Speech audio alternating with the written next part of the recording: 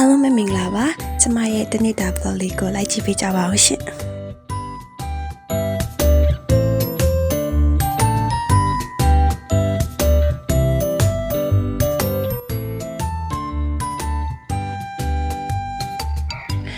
မိတ်ကပ်ကတော့မပြင်တက်နဲ့ပြင်လိုက်ပါရဲ့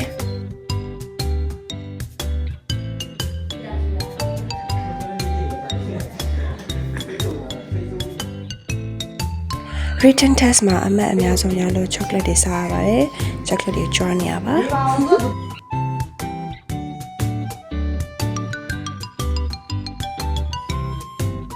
လေးလေစာစားပြီးတော့လမ်းခဏထွက်လျှောက်ပါရဲ့မမနဲ့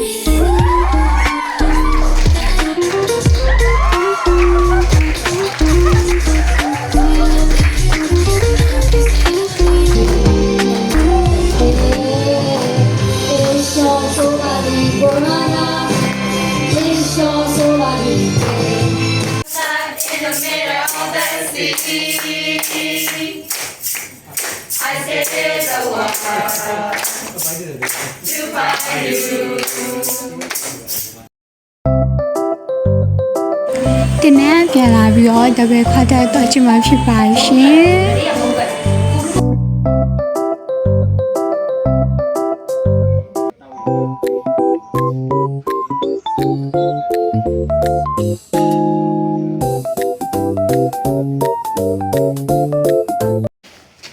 ်ချင်းလို့ပြီးတော့လေဟယ်လို